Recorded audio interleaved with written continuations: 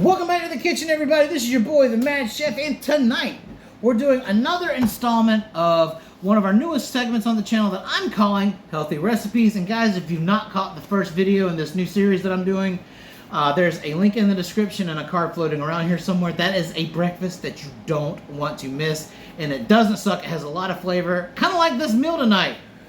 Grilling season is upon us, and you don't have to worry about calorie restrictions or fat or anything like that, because we are making the very best chicken smash burgers you've ever had in your life, and it's gonna save your summer. The ground chicken we're using tonight is 98% lean, which means you can eat a lot of this without ingesting a lot of actual fat. There's a lot of good protein, but we're also gonna have a lot of good flavor. So without further ado, let's get started.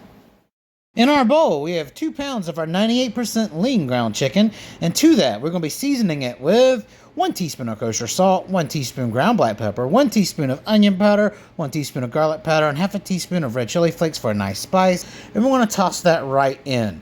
And the next ingredient is the secret weapon to leveling up your chicken burgers, and that's going to be a full teaspoon of Worcestershire sauce.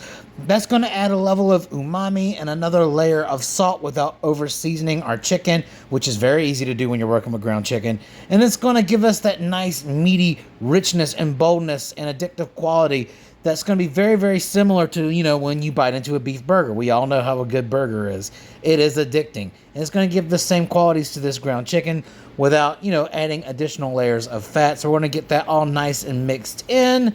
And if you don't like ground chicken, you can always substitute this with ground turkey.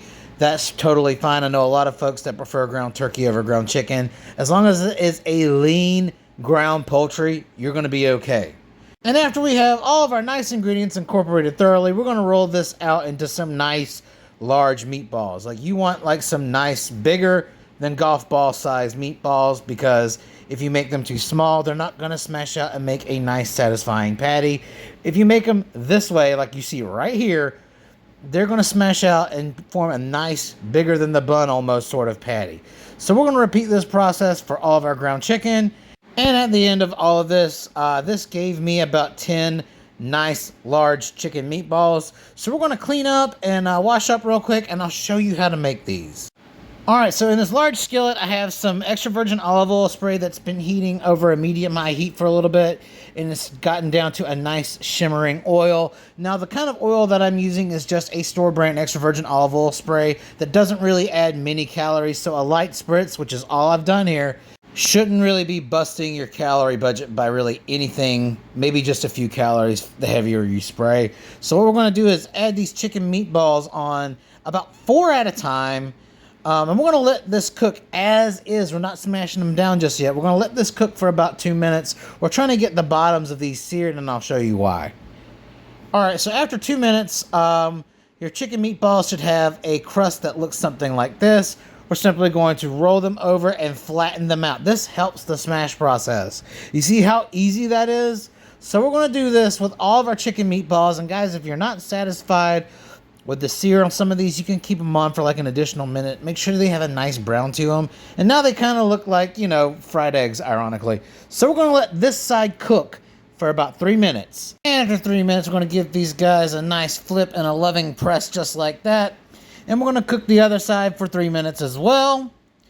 And after all of this, our chicken patties are done, so I want to go ahead and take them off the pan. And at this point, if you're not satisfied with the sear on your chicken patties, you can keep them in for an additional minute. But usually, after 8 minutes, everything is nice and done and looks good. And guys, it kind of smells like a fancy chicken McNugget in here. You would never know if you were walking into the house you were cooking a healthy chicken burger. And I'm here for it. It smells great. Alright, and we're going to continue this process for the rest of our chicken burgers until our last 3. We're going to do something a little different on our last 3. Okay, so the second batch of burgers is about half done cooking. We're going to go ahead and start cooking our bacon. In this pan is 3 strips of turkey bacon, the same kind that I used in my omelet video. And then for the wife, 2 pieces of regular bacon because she don't do the turkey bacon. Nothing wrong with that. And we're just going to start cooking it over a medium-high heat and try to get it crispy. All right, and our second batch of chicken burgers are almost completely done cooking, so it's time to start working on our side dish, the garlic parm asparagus. Before we can cook it, let me show you how I prepare it. So the big thing about asparagus is, especially whenever I'm cooking it, is I take off that white cap at the end. I have cooked asparagus numerous times in the past, and that white piece towards the bottom of the vegetable just never cooks down and never gets tender. It's always stringy and or fibrous and tough. So we're just going to go ahead and remove those ends from the asparagus. And once all of our asparagus have been properly trimmed, like you see here, we're going to go ahead and show you how to make our garlic parm asparagus. In a small skillet over medium-high heat, we're going to be melting down 1.5 tablespoons of some unsalted butter. And I know what you critics are thinking right now. Oh my God, he's using butter. That's not healthy. You know what? It's still better than that fake margarine crap, okay? And plus, with the reduced fat content in our entree, we can afford a little butter in our sides. And honestly, guys, in moderation, nothing is truly terrible for you. And we're not even using a ton of butter either. All right, so now that that's all nice and melted down, we're going to be adding in our beautiful washed and trimmed asparagus. And we're going to go ahead and toss that in our skillet like a pro, and making sure everything is covered in that butter. And we're going to let that cook down just for a couple minutes. All right, I'm starting to see a little bit of browning now, so I'm going to reduce the heat in the pan just a little bit because we don't want to overcook this. The way I like my asparagus is identical to the way I like my green beans. I want them to be tender, but have a little crispness to them. Once they're soft, in my opinion, it's no longer any good. I want a little crunch, a little snap, but be tender enough and not chewy or stringy or fibrous. Now that we got the heat in the pan down a little bit, we're going to go ahead and give it a nice, generous amount of kosher salt, just to taste. But we do want these veggies to have good flavor. So I would say this would be a good heavy pinch. And then after that, after we toss all that nice salt in, we're going to add a little bit of ground black pepper. And then comes the garlic powder. Now, guys, you could use real garlic in this if you want. But by the time this asparagus is done, and guys, keep in mind, it takes a little bit to cook asparagus down because of how fibrous it is. You do run the risk of overcooking your garlic. So I'm giving it some nice heavy pinches of garlic powder. If I had to give it a measurement, that's probably going to be somewhere near the range of 1 teaspoon to 1.5 teaspoons. Then we're going to give it another good toss, reduce the heat down just a little bit more, and then we're going to let that cook off for a little bit. We're going to taste it for seasoning and doneness. Now, the flavor is amazing at this point. It's very well seasoned. I could eat it just like this, but it is still a bit undercooked because it is very stringy. It's very fibrous at this point. So it does need to stay in the pan a little bit longer, but now we can finish our seasoning. Now we're going to add in a nice pinch of red chili flakes just for color and for some nice heat, because it does add a nice flavor to this. And now we're going to add some nice heavy pinches of Parmigiano Reggiano cheese. The wife requested extra Parmesan cheese, and that's what we're going to have tonight. However, we do need to be careful with this because we do not want to burn that Parmesan cheese to the bottom of our pan. So immediately, once we add that cheese into the mix, we have to toss it and make sure that asparagus is coated. And any time that I need to work on the burgers in between or pull out the bacon, you're going to be seeing me move this pan off the heat. That is to prevent any burning. At this point, that could happen.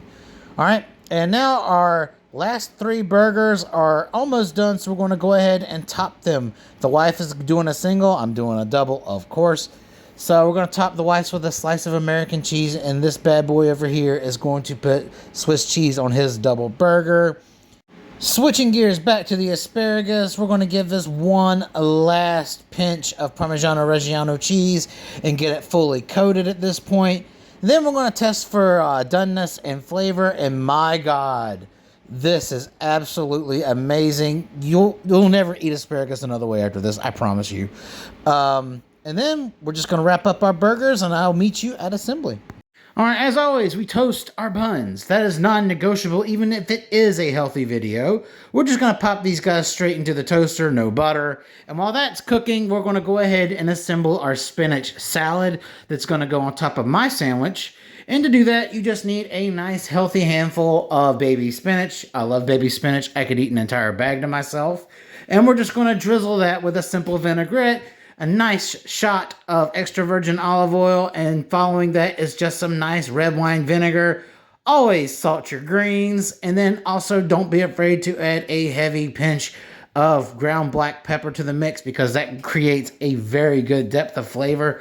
And we're just going to toss that together and mix it around, make sure everything is good, and our spinach salad is done. So let's get to assembling these burgers. Now tonight the wife was not exactly in the mood for any veggies, so we're just going to go ahead and layer her bun up with some nice mayonnaise, get her chicken burger on top, that nice crispy pork bacon, and as a good finishing touch, we're just going to top it off with some of that cool, creamy Cajun sub dressing I made in my last video. And guys, if you have not watched that video, what are you waiting for? Those po' boys are to die for.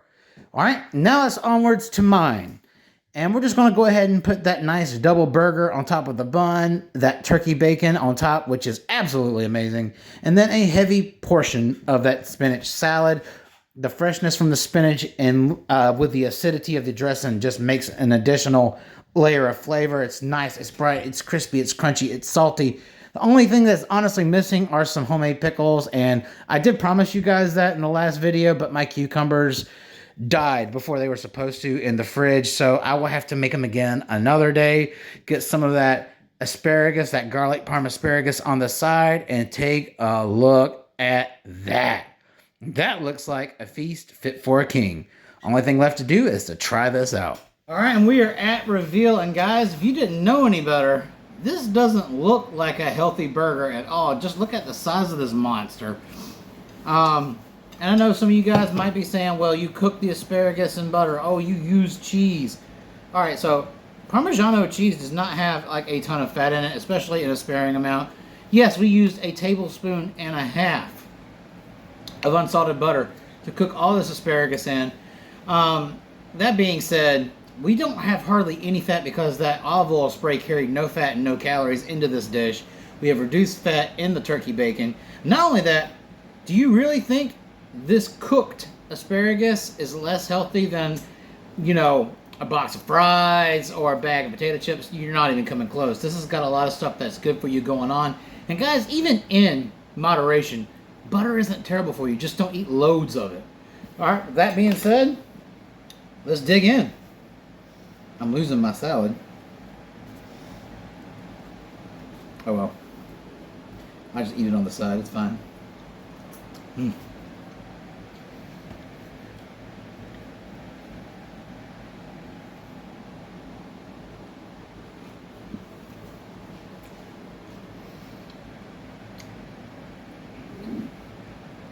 The zip from that fresh spinach, that vinaigrette with a little bit of pepper on it, brings out a nice quality to the spinach. That smokiness, crispiness coming from that turkey bacon, and the seasoning. That Worcestershire sauce does add a lot of umami and gives us more of a real burger flavor as opposed to a chicken burger. The flavor is not very subdued, and that's thanks to the W sauce. That Swiss cheese, just the perfect addition. And I love spinach. I would still totally eat this on top of a burger even if I didn't put that simple vinaigrette on it. Asparagus.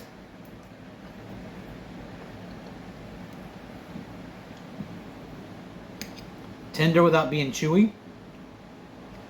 Still has a decent snap to it. Got a nice spice from that red chili flake. A hint of that Parmigiano cheese. Still has a crunch without being raw. Guys, I'm here to prove that healthy food doesn't have to be boring, bland, or just punishment. Make this at home. And guys, if I wasn't recording a video, fighting with the camera angles, doing multiple shots, this meal can be done in 35 minutes, technically making this weeknight gourmet. This is a very quick meal that's also healthy and tastes amazing. And you can make it pretty much on any weeknight, on the weekend, and guys, you're not going to know how good this is for you once you take a bite. It's like a guilty pleasure at this point. It's one of the new favorites in my house, and hopefully it becomes a favorite in yours. Until next time, please smash that subscribe, hit the like, and share this with your friends, and I'll see you in the next video. Have a good one.